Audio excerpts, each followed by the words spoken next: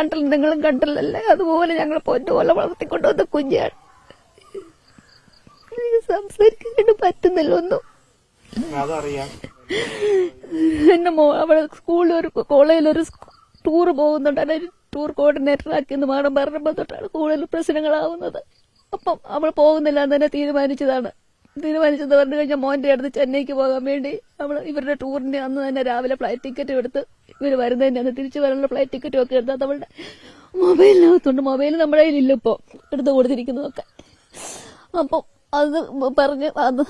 അത് പറഞ്ഞതിന്റെ അന്ന് ഉച്ചയായപ്പോഴേക്കും ക്ലാസ്സിലെ 3 കുട്ടികൾ കൂടി പറഞ്ഞ്, നീ ടൂറിന് വരുവാണെങ്കിൽ ക്ലാസ്സിലെ പകുതിയും കൂടുതലും കുട്ടികൾ വരൂല എന്ന് പറഞ്ഞ് അവളെ ക്ലാസ്സിലിരിക്കുമായിരുന്നു. ക്ലാസ്സിലിരുന്ന് അവളെ വേറൊരു കുട്ടിയെ കൊണ്ട് വിളിപ്പിച്ചടുപ്പിച്ച് ശുചിമുറിയുടെ അവളെ കൊണ്ടുപോയി വെച്ച് അവളെ തല്ലി ഇങ്ങനെ ഓങ്ങി വന്ന് തല്ലിയപ്പോഴേക്കുമാണ് വേറൊരു കൊച്ചു തടസ്സം പിടിച്ച് ആ കൊണ്ടുപോയതില്ലേ.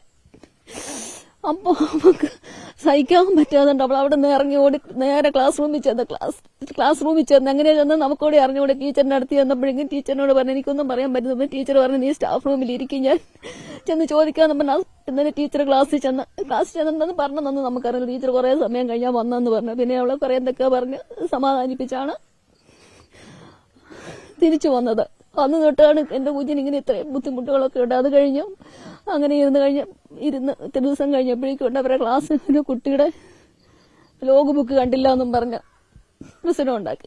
ലോഗ് ബുക്ക് കണ്ടില്ല എന്ന് പറഞ്ഞ് പ്രശ്നം ഉണ്ടാക്കിയപ്പോഴേക്കും അന്ന് ഞാൻ ടീച്ചറിനോട് പറഞ്ഞതാണ്, ടീച്ചറെ ഇങ്ങനെ ആയി കഴിഞ്ഞാൽ അന്നത്തെ അടിയുടെ പ്രശ്നത്തിന് വേണ്ടി നമ്മൾ പ്രിൻസിപ്പളിന് ഒരു പരാതി കൊടുത്തു.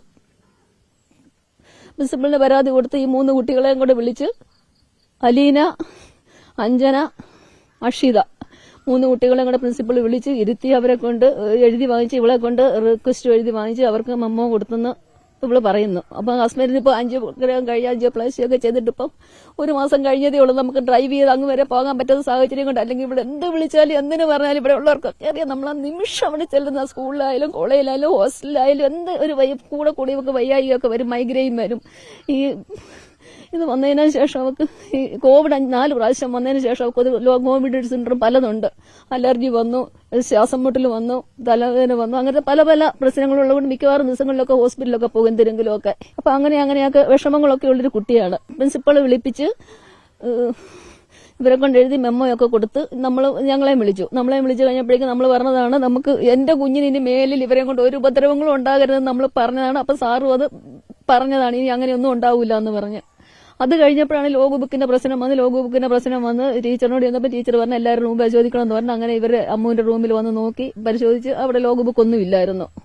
മനസ്സിലായില്ല. അപ്പോഴും ക്ലാസ്സിൽ ചെന്നിരുന്ന് കഴിഞ്ഞപ്പോഴേക്കും അടുത്ത ദിവസം പറയുന്നത്, ഇനി എല്ലാവരുടെയും ഫയലാണ് പോകുന്നത്, എല്ലാവരും സൂക്ഷിച്ച് വെക്കാൻ പറഞ്ഞു. അപ്പൊ ഇങ്ങനത്തെ മെന്റൽ ഹരാസ്മെന്റ് എന്റെ കുഞ്ഞിന് ഒട്ടും സഹിക്കാൻ പറ്റിയിട്ടില്ല. മനസ്സിലായില്ല. അത് എന്താന്ന് എനിക്ക് തോന്നുന്നത് എന്താ പറഞ്ഞാൽ, ഇവര് ഒരു ക്യാമ്പ് നടത്തി, മെഡിക്കൽ ക്യാമ്പ് നടത്തിയപ്പോഴേക്കും 88,000 രൂപ ഇവർക്ക് ബാലൻസ് വന്നു. 88,000 രൂപ ബാലൻസ് വന്നു കഴിഞ്ഞപ്പോഴേക്കും ഇവരെല്ലാവരും കൂടെ കൂടി അത് ഈ ഗാങ് ലീഡേഴ്സ് എല്ലാവരും കൂടെ പറഞ്ഞു, ഇനി നമുക്ക് അത് പ്രിൻസിപ്പളിനോട് നമുക്ക് പറയണ്ട, അത് നമുക്ക് ടൂറിന് പോകുമ്പോഴേക്കും എല്ലാവർക്കും കൂടെ കൂടി വീതിച്ചെടുക്കാമെന്ന് പറഞ്ഞു. അതിന് കുറച്ച് പൈസ മതിയല്ലോ ഒന്ന്. അപ്പൊ അങ്ങനത്തെ പ്രശ്നം പറഞ്ഞു കഴിഞ്ഞപ്പോഴേക്കും ഇവള് ടൂറിന് പോകുന്നില്ലല്ലോ. അപ്പൊ ഇവള് പറഞ്ഞു, അത് പറ്റൂല, എന്റെ പൈസ എനിക്ക് തരണമെന്ന് പറഞ്ഞു. ഞാൻ ടൂറിന് വരുന്നില്ല, നിങ്ങളുടെ ബസ്സിലേ പറഞ്ഞതല്ലേ എന്ന്. അപ്പൊ അവര് വേറെ ഒരു കുട്ടിയും കൂടി ഉണ്ട്, ലുധിയ എന്ന് പറയുന്ന ഒരു കുട്ടിയുണ്ട്, അതും പോകുന്നില്ല എന്ന് പറഞ്ഞു. അപ്പൊ പറഞ്ഞു, ലുധിയക്ക് പൈസ തരൂല, ലുധിയ ഇപ്പോഴല്ലേ പറഞ്ഞത്. അപ്പൊ ലുധിയ പറഞ്ഞു, എന്നാ ഞാൻ പ്രിൻസിപ്പൽ സാറിനോട് പറഞ്ഞോളാം എന്ന് പറഞ്ഞു. അപ്പൊ ആ ഭീഷണിയുടെ പേരിൽ ആ കുട്ടിയും ഇവർക്ക് 2 പേർക്കും 1000 രൂപ അക്കൗണ്ട് വഴി ഇവരുടെ അക്കൗണ്ടിൽ വന്നിട്ടുണ്ട്. ഫോൺ നമ്മുടെ കയ്യിലില്ല, ഫോണിലുണ്ട്. 1000 രൂപ വന്നിട്ടുണ്ടെന്ന് അവൾ പറഞ്ഞു. അപ്പം ഈ ക്യാഷിന്റെ കാര്യം ഇനി നമ്മൾ ചെല്ലുമ്പോൾ ഇനിയിപ്പം അത് കഴിഞ്ഞപ്പോഴേക്കുമാണ് ഈ ലോഗ് ബുക്കിന്റെ കാര്യത്തിന് വീണ്ടും ഞാൻ ടീച്ചറിനെ വിളിച്ചിട്ട് പറഞ്ഞു, ടീച്ചറെ നിങ്ങളല്ലേ പറഞ്ഞത് ഇനി യാതൊരുവിധ പ്രശ്നം ഉണ്ടാവില്ല, പ്രിൻസിപ്പൾ പറഞ്ഞതല്ല. അപ്പൊ ഈ കുട്ടികൾ വീണ്ടും അടങ്ങിയിരിക്കാതിരിക്കുന്ന ഭയങ്കര പ്രശ്നമല്ലേ. അങ്ങനെ ഒരു പരാതി രണ്ടാമത് നമ്മൾ വാട്സാപ്പ് ഇട്ടു. പക്ഷെ അന്നേരം ഇവള് പറഞ്ഞു, ഇനി അമ്മ നമ്മൾ പ്രശ്നത്തിനൊന്നും പോകണ്ടച്ചാന്ന് പറഞ്ഞാൽ നമ്മൾ കൊടുത്തില്ല. പക്ഷെ ഫോണിൽ കിടക്കുന്നുണ്ട് ഇപ്പോഴെന്ന് പറഞ്ഞാൽ ഇന്നത്തെ ഈ മെന്റൽ സ്ട്രെയിനിൽ എന്തായാലും നമ്മളൊരു പുതിയ വാട്സാപ്പ് നമ്മൾ എഴുതി വിടൂലല്ലോ, അത് വേണമെന്ന് നമ്മൾ കാണിച്ചു തരാം. ഇപ്പൊ പറഞ്ഞ ഇത്രയും ഈ മിനിഞ്ഞാന്ന് രാത്രി കൊണ്ട് ഇന്നലെ ഇന്നും കൊണ്ടൊന്നും നമുക്ക് അതിന് എഴുതിയെടുക്കാനോ അതിനൊന്നും ഉള്ളൊരു ആ സാഹചര്യത്തിൽ നമ്മൾ ചെയ്തില്ല. പക്ഷെ അത് അന്ന് അയക്കേണ്ടതായിരുന്നു ഇപ്പം നമുക്ക് തോന്നുന്നുണ്ട്. അതങ്ങനെ ഹസ്ബൻഡിന്റെ ഫോണിൽ കിടക്കുന്നുണ്ട്. അപ്പൊ എനിക്ക് തോന്നുന്നത് എന്താന്ന് വെച്ച് കഴിഞ്ഞാൽ ഈ 82,000 രൂപയുടെ എന്തായാലും നമ്മൾ പറയൂലേ ഇത്രയും പ്രശ്നങ്ങളുള്ളപ്പം അപ്പം പറഞ്ഞു കഴിയുമ്പോഴേക്കും അത് അവർക്ക് കുട്ടികൾക്കും എല്ലാവർക്കും പ്രശ്നമാണ്. അപ്പൊ ഈ അലീന എന്ന് പറയുന്നതാണ് അവിടുത്തെ മദർ PTA മോളാണ്. അപ്പൊ അവർക്കും പ്രശ്നം വരൂലേ. PTA എന്ന് പറയുമ്പോഴേക്കും പേരന്റ് ടീച്ചേഴ്സ് അല്ലേ, അപ്പൊ ടീച്ചർമാരെ അവര് കൺസിഡർ ചെയ്യുന്നല്ലേ. അതിനുവേണ്ടി എന്റെ കുഞ്ഞിനെ അപായപ്പെടുത്തിയതാണെന്നാണ് എനിക്ക് എന്റെ ഇത് മനസ്സിലായല്ലോ. ഇത് പുറത്തു വന്നു കഴിഞ്ഞാൽ അവരുടെ എല്ലാവരുടെയും കൂടെ പ്രശ്നമാവൂലേ. അമ്മ ഈ പ്രിൻസിപ്പളൊക്കെ ഇന്നലെ വന്നപ്പോ എന്താ നമ്മൾ കണ്ടില്ല ആര് വന്നെന്നോന്ന് വെച്ചാൽ നമുക്ക് കാണാൻ പറ്റില്ല. എന്റെ കുഞ്ഞെന്ന് പറഞ്ഞു കഴിഞ്ഞാൽ അത്ര ഭാഗമായിരുന്നു. നിങ്ങൾക്ക് ആർക്കും പറഞ്ഞോടി, പരിസരത്തും അയൽവാസികൾക്കും ഒക്കെ അറിയാം എത്രമാത്രമുള്ള ആ കുഞ്ഞായിരുന്നെന്ന്. എനിക്ക് വയ്യ. എന്റെ ഹസ്ബൻഡിന്റെ അവസ്ഥ നിങ്ങൾ കണ്ടല്ലോ. എനിക്ക് ഇനി ഹോസ്പിറ്റലിൽ കൊണ്ടുപോകണം. ഇപ്പൊ പണം മാറ്റിയെന്നല്ല പറഞ്ഞത്, ടീച്ചേഴ്സ് അറിഞ്ഞില്ലല്ലോ, അവരത് പൊളിച്ചു വെച്ചിരിക്കുമല്ലേ. അപ്പൊ നമ്മൾ പറയൂലേ, നമ്മൾ പറഞ്ഞു കഴിയുമ്പോഴേക്കും അത് അവർക്കൊരു പ്രശ്നമാവൂലേ. പണം മാറ്റിയതല്ലല്ലോ, ഇവരുടെ കയ്യിലുണ്ട് പണം ഇവരുടെ കയ്യിൽ ഇരിക്കുക. അത് പക്ഷെ സാറുമാർക്കും ടീച്ചേഴ്സിനും ആർക്കും അറിയത്തില്ല. ഇവര് വരവും ചെലവും ഒരുപോലെയാണെന്നാണ് പറഞ്ഞിരിക്കുന്നത്. അപ്പൊ അങ്ങനെ പറഞ്ഞിട്ട് നമ്മൾ പറഞ്ഞു കഴിയുമ്പോഴേക്കും അവർക്ക് കുറ്റം വരൂലേ. അതിപ്പോ എന്തായാലും ഒരു പ്രശ്നമാവത്തില്ലേ.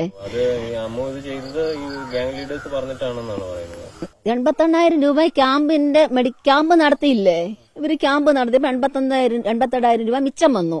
ഒരു സ്പോർട്സ് നടത്തുമ്പോൾ അങ്ങനെയായല്ലോ. അപ്പൊ അത് ഇവര് ഇത് ടീച്ചറൊക്കെ ഒരു മീറ്റിംഗ് നടത്തൂല്ലോ, എങ്ങനെയാണെന്ന് ക്യാമ്പിന് എത്ര ചെലവായി എത്ര ബാലൻസ് ഉണ്ടെന്നൊക്കെ വരൂലേ. അപ്പൊ ഇവര് പറഞ്ഞു വരവും ചെലവും തുല്യമാണെന്ന് പറഞ്ഞു. മനസ്സിലായല്ലോ. അപ്പൊ വരവും ചെലവും തുല്യമാണെന്ന് പറയുമ്പോൾ പിന്നെ അതിനൊന്നും വരുന്നില്ലല്ലോ. പക്ഷെ 82,000 രൂപ ഇവരുടെ കയ്യിലുണ്ട്. ആ പൈസയും കൊണ്ട് വീതിച്ച് 50 പേർക്കും കൂടെ വീതിച്ച് വരുമ്പോഴേക്കും 1,600 എത്ര സംതിങ് ഉണ്ടായിരുന്നു. അത് ഓരോർക്കും തരാമെന്നാണ് പറഞ്ഞത്. മനസ്സിലല്ലോ. അപ്പം അപ്പോഴിവര് അവരെന്തോ ചെയ്യുന്ന വെച്ച് കഴിഞ്ഞാൽ അങ്ങനെ 1000 രൂപ വീതം കൊടുത്തിട്ട് പറഞ്ഞു ബാക്കി പൈസ ഞങ്ങൾ സ്പോൺസർഷിപ്പിൽ കണ്ടുപിടിച്ചതാണ്, 50,000 ബാക്കി വരുന്നത്. അപ്പൊ ആ സ്പോൺസർഷിപ്പ് നമ്മൾ കണ്ടുപിടിച്ചുകൊണ്ട് അത് നിങ്ങൾക്ക് വീതിച്ച് തരൂല, അത് നമുക്ക് ഉള്ളതാണെന്ന് പറഞ്ഞു. മനസ്സിലല്ലോ. അപ്പൊ ഈ എങ്ങനെയായാലും ഈ പൈസ ഇവരുടെ ഇരിക്കുന്ന കാര്യം പ്രിൻസിപ്പലിനോ ക്ലാസ് ടീച്ചറിനോ ആർക്കും അറിയത്തില്ല. അപ്പൊ അങ്ങനെ വരുമ്പോൾ നമ്മൾ പറഞ്ഞു കഴിയുമ്പോഴേക്കും അവർക്ക് പ്രശ്നം വരൂലേ. ടീച്ചർ തീർച്ചയായിട്ടും സാറിനോട് കള്ളം പറഞ്ഞില്ലേ, പ്രിൻസിപ്പലിന്റെ അടുത്ത് കള്ളം പറഞ്ഞില്ലേ. അപ്പം അത് അതിനുവേണ്ടി എന്റെ കുഞ്ഞിനെ അപായപ്പെടുത്തിയതായിരിക്കും. എനിക്ക് അത് തന്നെയാണ് എനിക്ക് പറയാനുള്ളത്, വേറൊന്നും എനിക്ക് പറയാനില്ല.